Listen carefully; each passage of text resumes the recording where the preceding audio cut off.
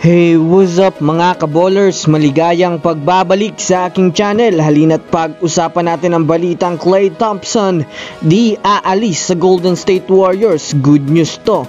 At ang balitang Lakers liamado sa Suns bukas. Tara na't pag-usapan natin yan dito sa Basketball Hot Shots.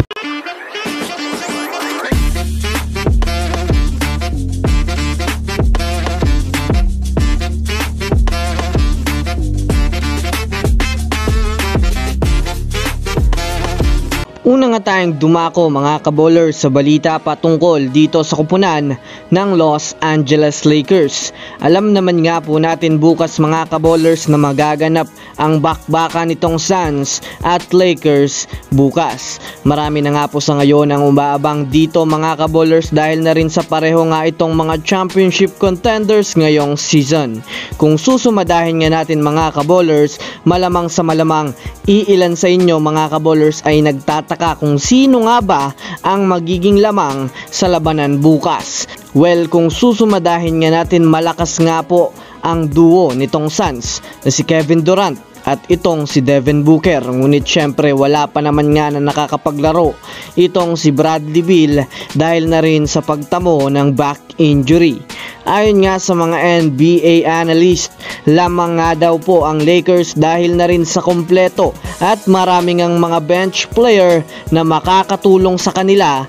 Bukod dyan, mas marami nga pong shooters itong Lakers ngayon kumpara sa Phoenix Suns. Pagdating naman nga sa big man ay kompletos, rekados nga itong Lakers dahil na rin sa mayroon nga itong trio tower. Kaya naman mataas talaga ang porsyento na mananalo bukas itong Los Angeles Lakers kontra sa kupunan ng Phoenix Suns.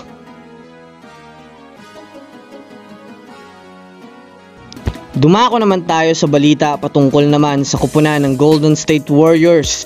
Well, sa kasalukuyan nga dahil nga sa hindi pa rin paggalaw nitong si Klay Thompson sa Warriors sa kanyang contract extension ay sari-sari na naman nga pong balita ngayon ang kumakalat. Kesyo lilipat nga daw ito at aalis na sa Warriors. Ngunit dahil nga sa naging pahayag nga nitong si Klay Thompson sa isang interview, inamin nga nito na hindi niya nga daw nakikita ang kanyang sarili na maglaro pa sa ibang kupunan. Kung susumadahin nga natin mga kaballers, mukhang ayaw naman nga nitong si Klay Thompson lumipat dahil na rin sa napamahal na nga sa kanya ang Golden State Warriors. Samahan mo pa mga kaballers na magkakaroon nga po si Klay ng statue sa Warriors. Ibig sabihin nga nito mga kaballers ay pinaparamdam nga kay Klay na sobrang mahalaga siya dito sa kupunan ng Golden State.